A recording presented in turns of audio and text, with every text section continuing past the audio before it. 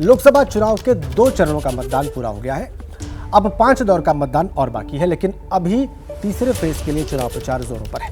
और इसी बीच आज कांग्रेस की केंद्रीय चुनाव समिति की बैठक होनी है। इसमें अमेठी और रायबरेली की सीटों पर उम्मीदवारों के नामों पर मुहर लग सकती है। यह बैठक रात को 8 बजे दिल्ली में कांग्रेस हेडक्वार्टर में होगी। तो ये सीईसी की बड़ी बैठक, जो 11 बचे हुए उम्मीदवार हैं, वो आज फाइनल कर देगी कांग्रेस की सीईसी यानी सेंट्रल इलेक्शन कमेटी। रात के 8 बजे इसकी बैठक होगी कांग्रेस के हेडक्वार्टर पर दिल्ली में।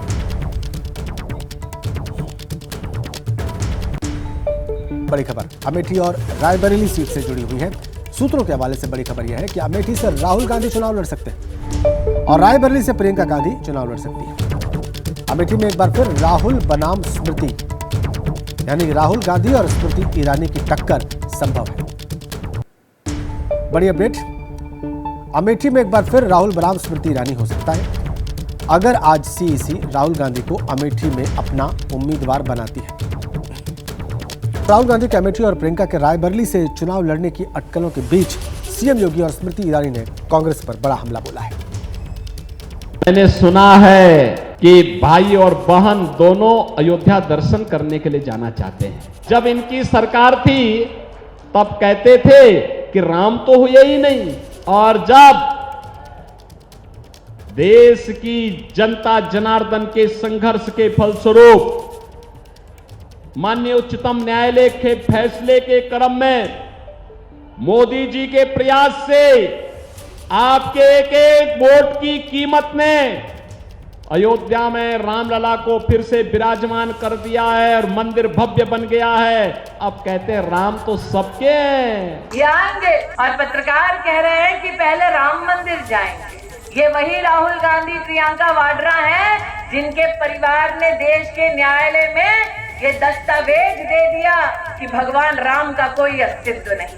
ये वही राहुल गांधी प्रियंका वाड्रा हैं जिन्होंने रामलला के प्राण प्रतिष्ठा समारोह के निमंत्रण को ठुकरा दिया। इतना अहंकार। और आज जब उत्तर प्रदेश में चुनाव लड़ने की बारी आई है तो हमारे आराध्य याद आए। और आइए अब आपको सुनवाते हैं कि आखिर राहुल गांधी ने अमेठी के चुनाव लड़ने पर क्या बयान दिया था। देखिए,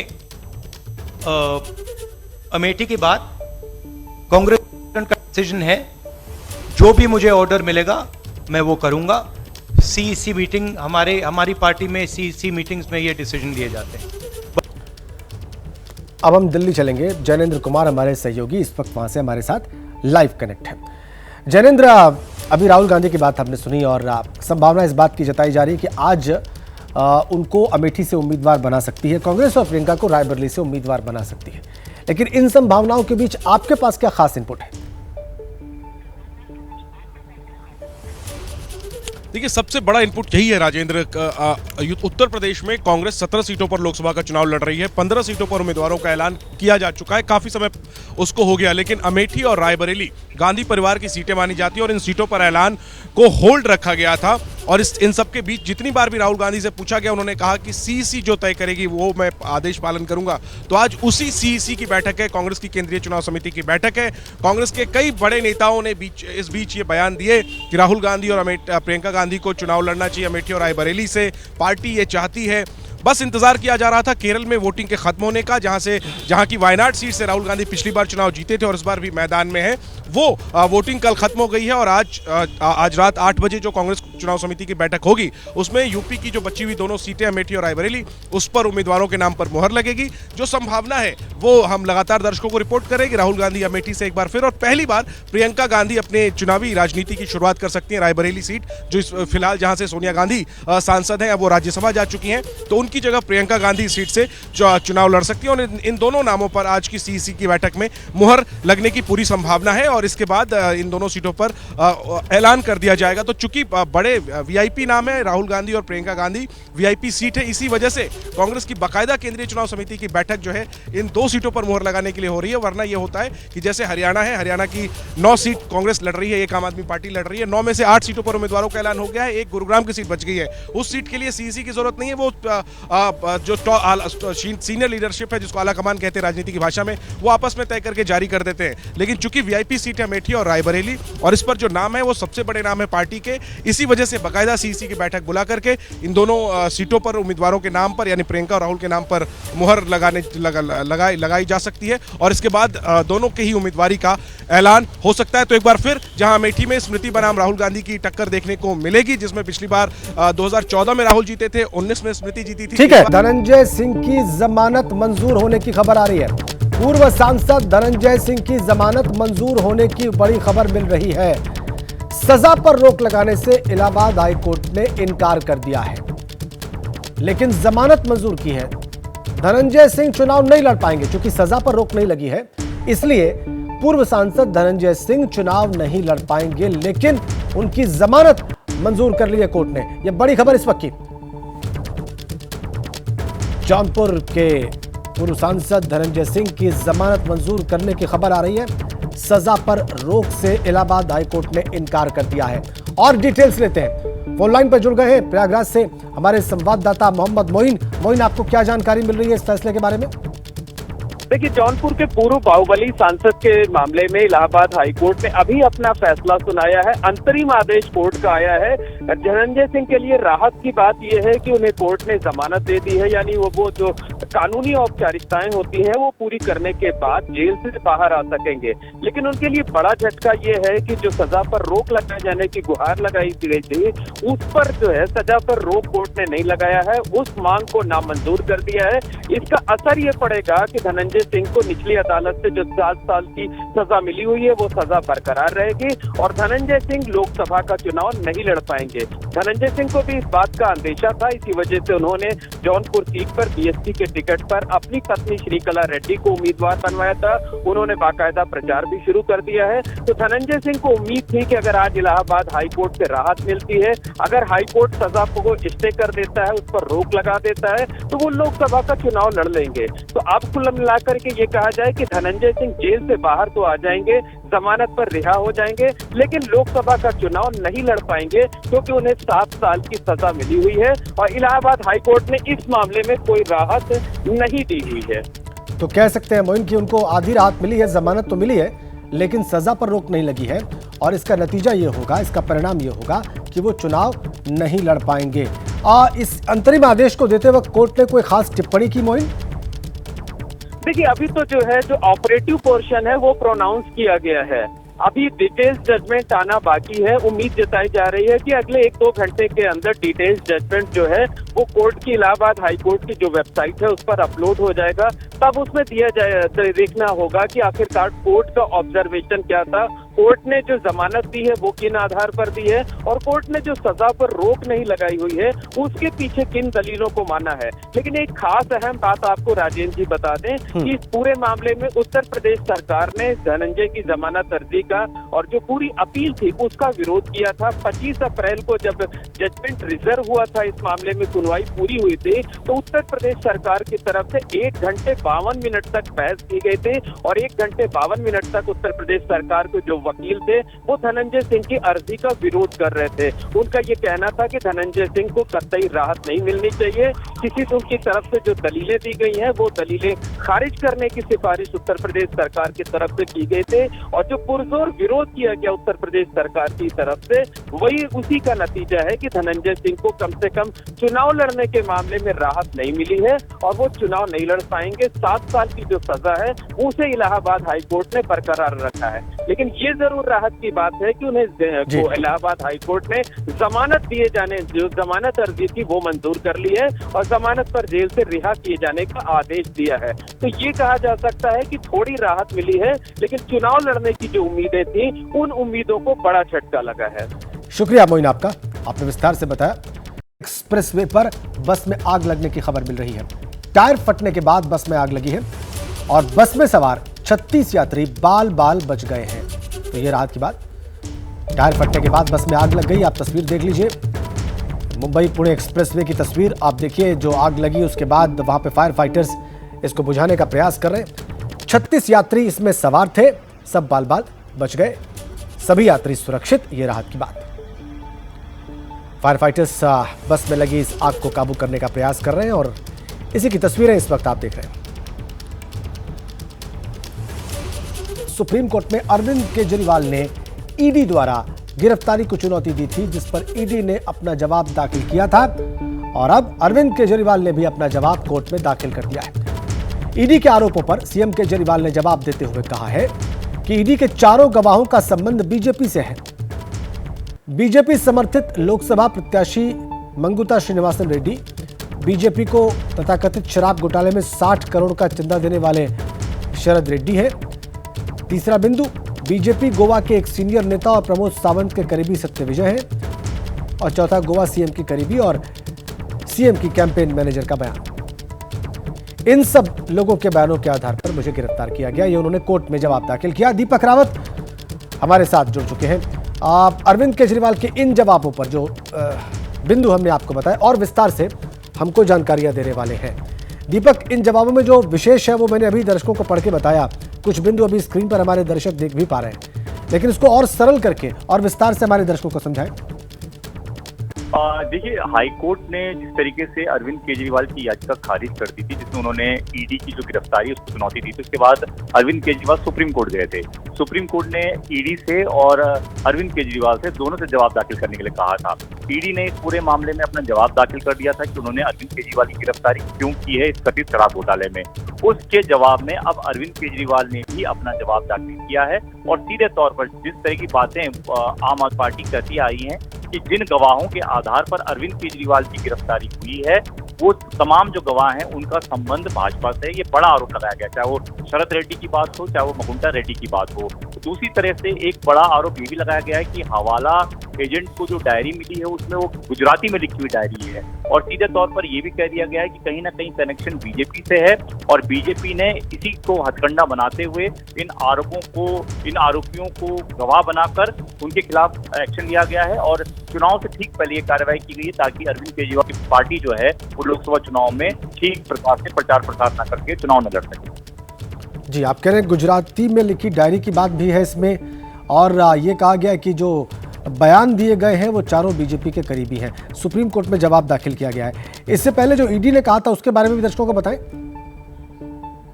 जी, सीधे तौर पर एक बड़ी जो है वो अपनी जांच जो उन्होंने दाखिल किया जाए उसमें सीधे तौर पर ये कहा गया है कि जिस हवाला एजेंट की बात की जा रही है उसके पास जो डायरी मिली है उसमें गुजराती में लिखा हुआ है, तो सीधे तौर पर इसको कनेक्ट किया बीजेपी से कि कहीं ना कहीं से इस तरह के सबूत जोड़े गए हैं।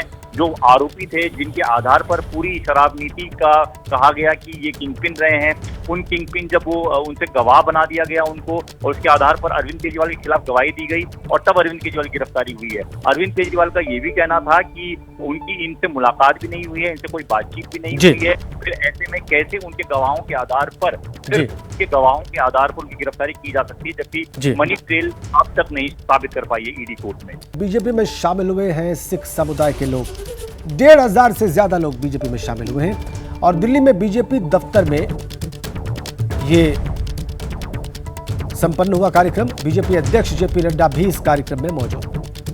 1,500 से ज्यादा सिख समुदाय के लोगों ने बीजेपी ज्वाइन की है। ये देखिए, बीजेपी के राष्ट्रीय अध्यक्ष जेपी नड्डा की मौजूदगी में ये कार्यक्रम हुआ वहां पर और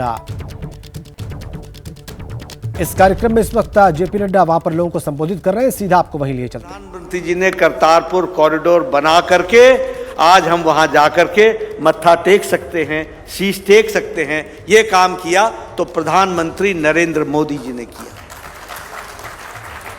350वां गुरु पर्व का पर्व मनाना, उसको जिस तरीके से प्रमुखता के साथ प्रधानमंत्री जी ने आगे बढ़ाया वह भी हम सबके सामने है और हम सब लोग दिल्ली में बैठे हैं।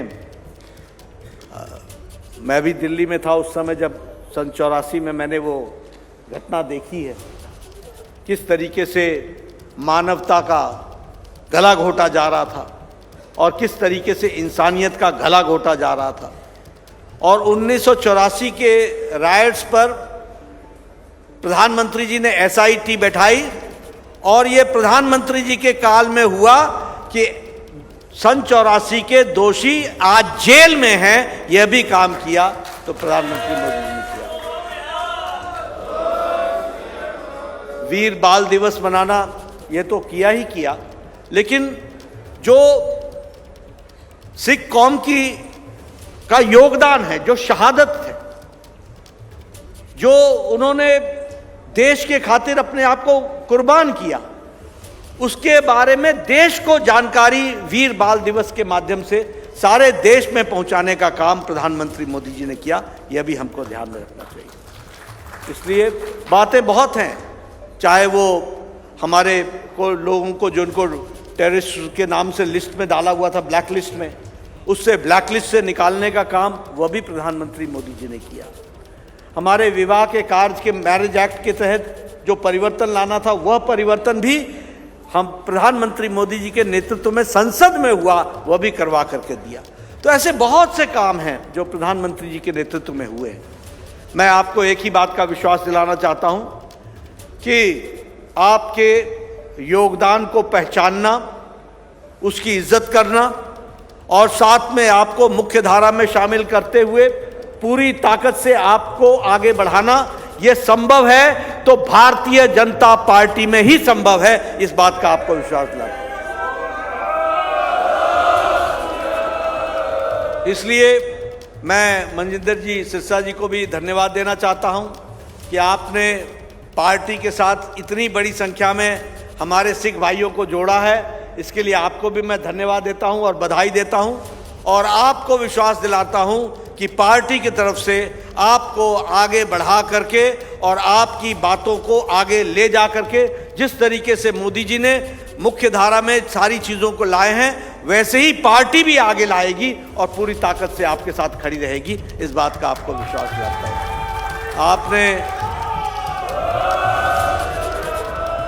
आपने बड़े शांति से मेरी बात सुनी, इसके लिए आपको विशेष करके धन्यवाद। और बाकी हम मिलते रहेंगे और आपके साथ मिलकर के दिल्ली के विकास में, पंजाब के विकास में, उन सब में हम लगेंगे। बहुत बहुत धन्यवाद। 2 चरणों के चुनाव खत्म होने पर बोले हैं उत्तर प्रदेश के CM Yogi Adityanath. NDA 400 seat पार कर रहा है। ईवीएम को लेकर विपक्ष पर बरसे भी हैं योगी आदित्यनाथ। वो कह रहे हैं कांग्रेस देश को गुमराह कर रही है।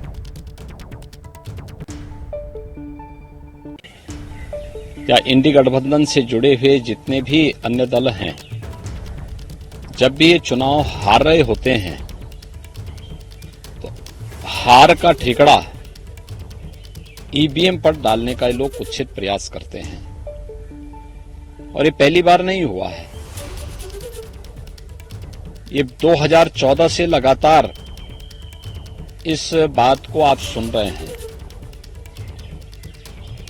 इससे पहले हम पूछना चाहते हैं इन लोगों से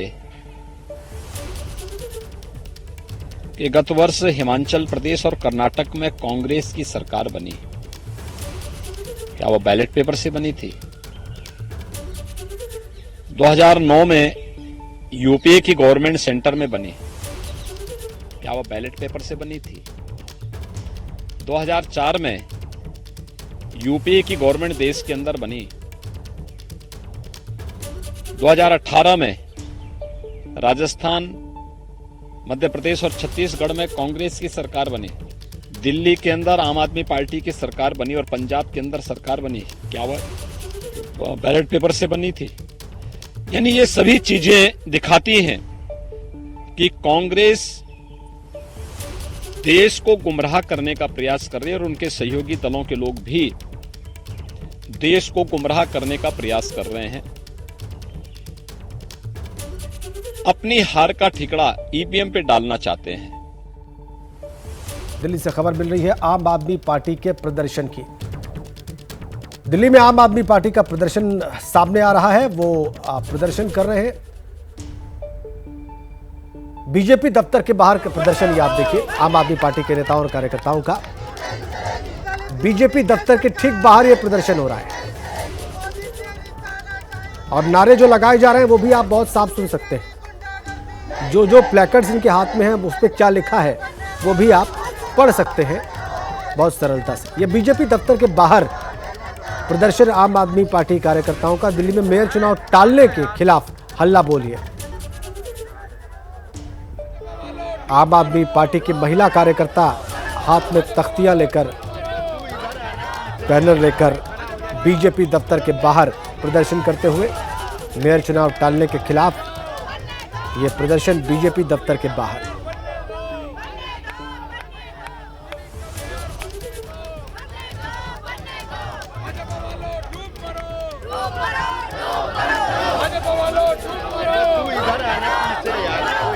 तो भाजपा के दफ्तर के बाहर ये प्रदर्शन चल रहा है। वहां पर मौजूद है हमारे सहयोगी दीपक रावत। आइए अब उन्हीं का रुख करते हैं। वो जो कुछ देख रहे हैं वो हमें बयान करने जा रहे हैं। और दीपक, आप बयान करिए हमारे दर्शकों को जो कुछ आपकी आंख के सामने घट रहा है। आज ही देखिए, इस वक्त बीजेपी मुख्यालय से ठीक पहले यहाँ पर आम आदमी पार्टी के तमाम जो कार्यकर्ता हैं उनको रोक दिया गया है। दरअसल आम आदमी पार्टी का विरोध प्रदर्शन इसलिए है क्योंकि हर साल मेयर चुना जाता है नगर निगम में, और इस बार जब मेयर का चुनाव होना था तो पीठासीन अधिकारी की जो नियुक्ति की जानी थी, क्योंकि मेयर का चुनाव पीठासीन अधिकारी ही करवाता है, वो एक नियुक्ति की जाती है और ये नियुक्ति वो मुख्यमंत्री की तरफ से जो नाम उपराज्यपाल को भेजा जाता है उस पर उपराज्यपाल की मुहर के बाद पीठासीन अधिकारी की नियुक्ति होती है और वही पीठासीन अधिकारी जो है वो मेयर का चुनाव कराता है। लेकिन अरविंद केजरीवाल तिहाड़ जेल में बंद हैं, इसलिए उनकी तरफ से कोई फाइल एलजी के पास नहीं जा पाई और ये वजह है कि एलजी ने कह दिया कि पीठासीन अधिकारी की नियुक्ति वो नहीं कर सकते जब तक सीएम की तरफ से रिकमेंडेशन नहीं आएगी। और अब जब चुनाव नहीं हो पाया है तो इसी के विरोध में यहाँ पर आम आदमी पार्टी विरोध कर रही है। आम आदमी पार्टी का ये कहना है कि इस बार एक दलित चेहरा चुना जाना था और वो दलित चेहरा इसलिए नहीं चुना गया क्योंकि एलजी ने चुनाव ही नहीं होने दिया। आम आदमी पार्टी ये भी कह रही है कि उन्होंने, मंत्री ने, जो यूडी मिनिस्टर होते हैं, उन्होंने फाइल भेज दी थी ये कहते हुए कि ये हमारी तरफ से नाम है पीठासीन अधिकारी का, लेकिन उसको एलजी ने नहीं माना। एलजी ने सीधे तौर पर यह कह दिया कि जब तक मुख्यमंत्री की तरफ से नहीं किसी का नाम उनके सामने पहुंचता है तब तक इस तरीके की नियुक्ति नहीं कर सकते हैं। और अब यही वजह है कि बीजेपी के खिलाफ और एलजी के खिलाफ यहाँ पर विरोध प्रदर्शन हो रहा है। तमाम लोग यहाँ पर जमा हो रहे हैं, हालांकि इनको अनुमति नहीं है यहाँ से हटने के लिए। तमाम फोर्स भी यहाँ पर तैनात कर दी गई है और देखिए तमाम लोग यहाँ पर पहुंचे हुए हैं। कहाँ से आए हुए? मंगोलपुरी विधानसभा से। क्यों प्रोटेस्ट कर रहे हो? ये जो बीजेपी दलित विरोधी जो काम कर रही है, जो मेयर का चुनाव और उप मेयर का चुनाव होना था, एक दलित बच्चे को आ गई बात। आपने आम आदमी पार्टी के कार्यकर्ता जो वहाँ पर प्रदर्शन कर रहे हैं उनसे भी बात कर ली और उनकी बातें भी हमने दिखाई और प्रदर्शन भी दिखाया।